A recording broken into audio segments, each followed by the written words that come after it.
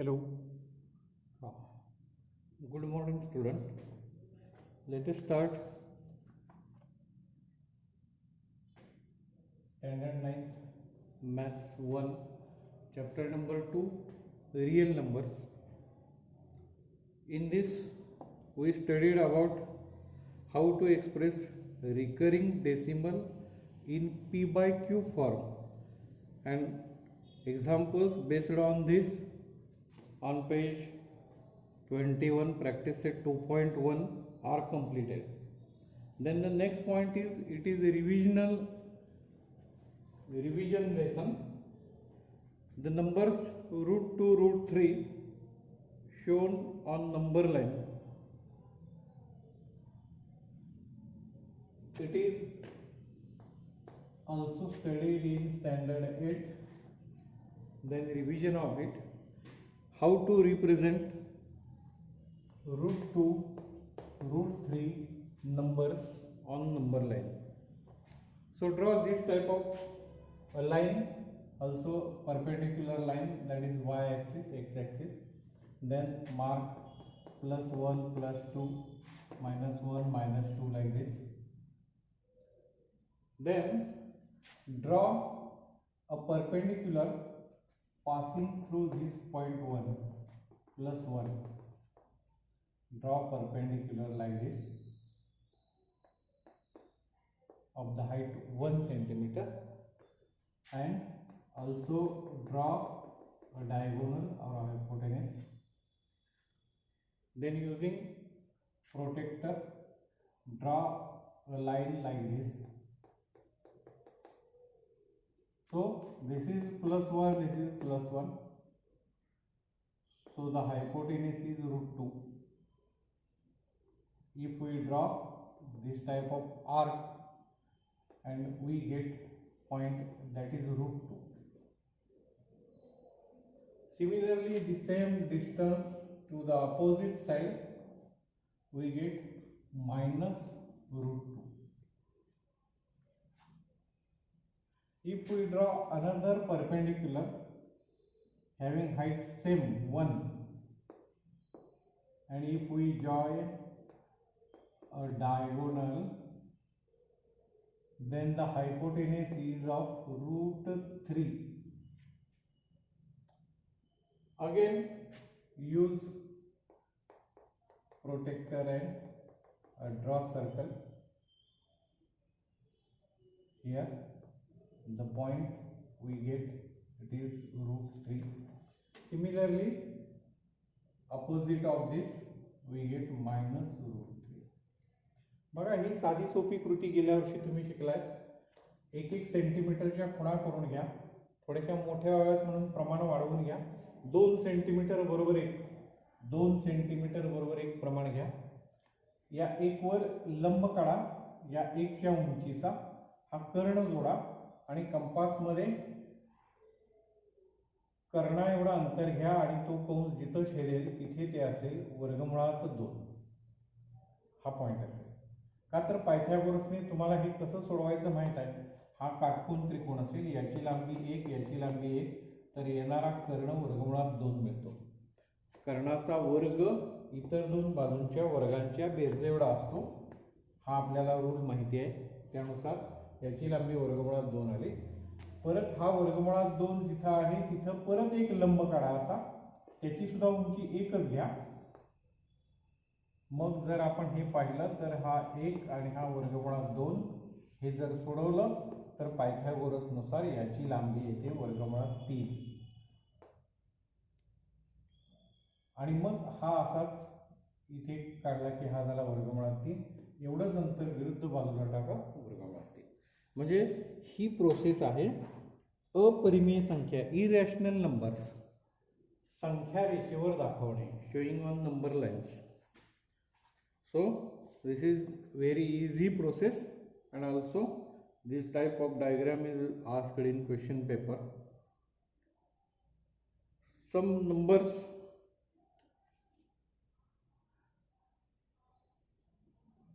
also asked.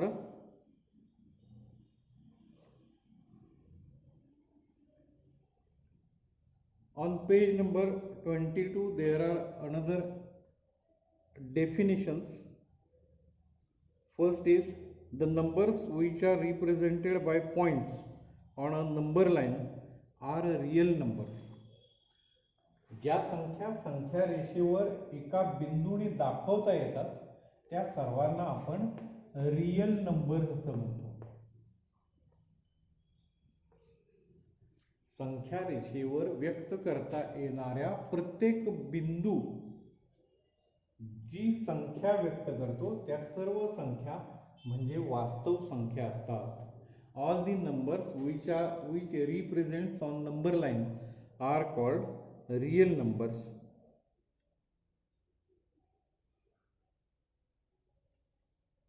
So this is important for question paper. In question paper this type of diagram should be asked. Then next point is properties of order relation. It is also very easy.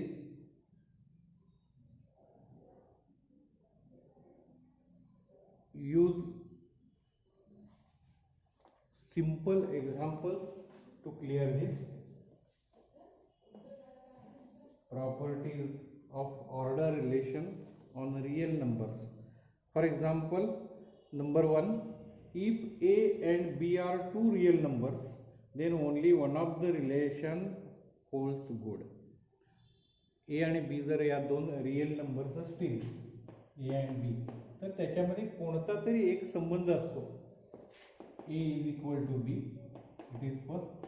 A is greater than B, second, or A is less than B, third. अशा प्रकारचे साधे सोपे आहेत.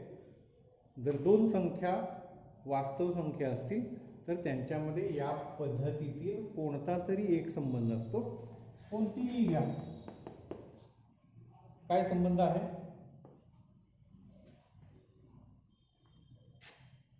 A is less than B या पद्धतीने. समजा हा संबंध आहे 10 5 पेक्षा मोठे आहे आणि 5 समान आहे. म्हणजे काहीतरी एक संबंध त्यामध्ये असतो.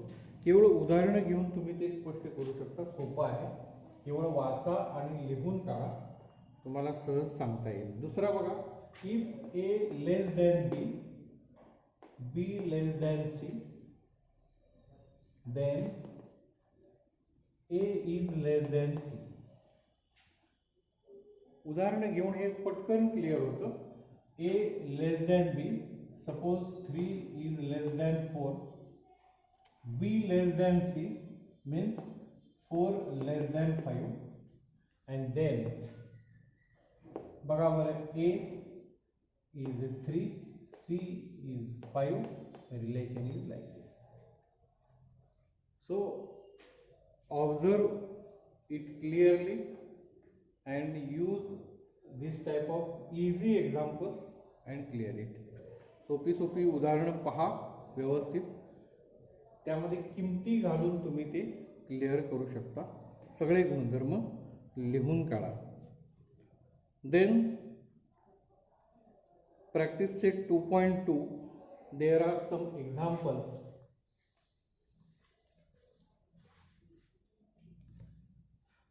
Example number 1, show that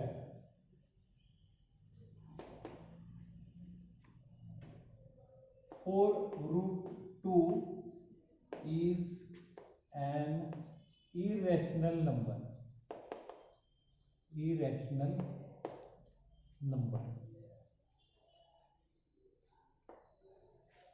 4 वर्गमुळात 2 ही अपरिमेय संख्या आहे हे दाखवा.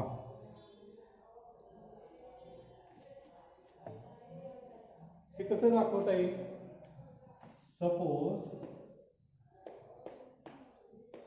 Solution, suppose 4 root 2 is not irrational.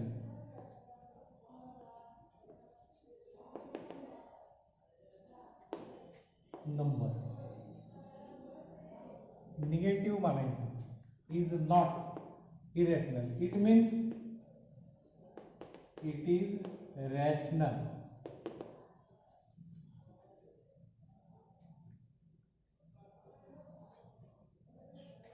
आपल्याला सिद्ध काय करायचं आहे बघा. 4 वर्गमुळात 2 हे इरॅशनल नंबर आहे हे सिद्ध करा असं म्हटलंय. हे सिद्ध करण्यासाठी आपण उलट विधान घेणार आहोत. Reverse sentence. 4 वर्गमुळात 2 हे इरॅशनल नाही असे मानू, असे आपण मानणार आहोत. आता इरॅशनल नाही म्हणजेच रॅशनल आहे. So 4√2 is rational. रॅशनल आपण या अगोदर उदाहरण पाहिलं. ज्या संख्या अंशछेद रूपात लिहिता येतात त्यांना आपण रॅशनल असा शब्द वापरतो. So p/q is a rational and it is in this there is multiplication. So 4 is rational.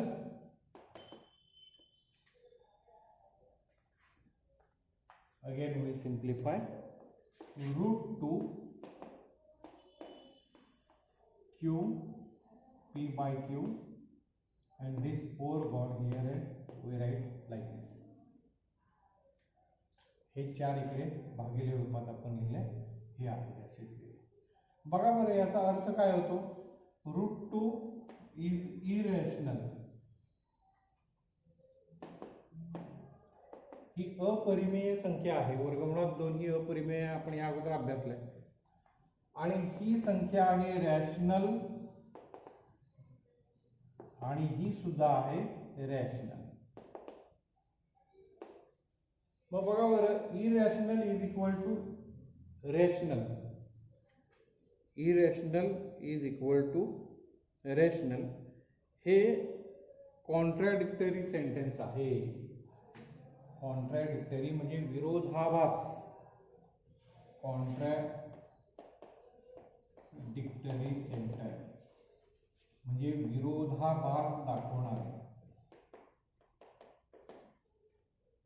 So this sentence is not correct. Irrational is equal to rational.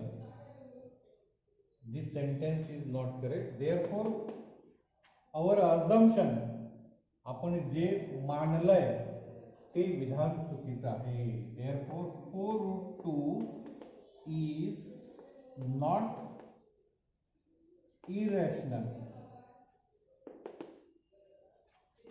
This assumption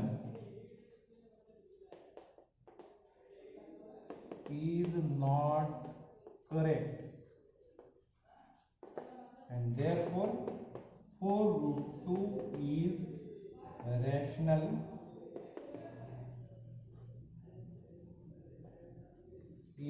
irrational number.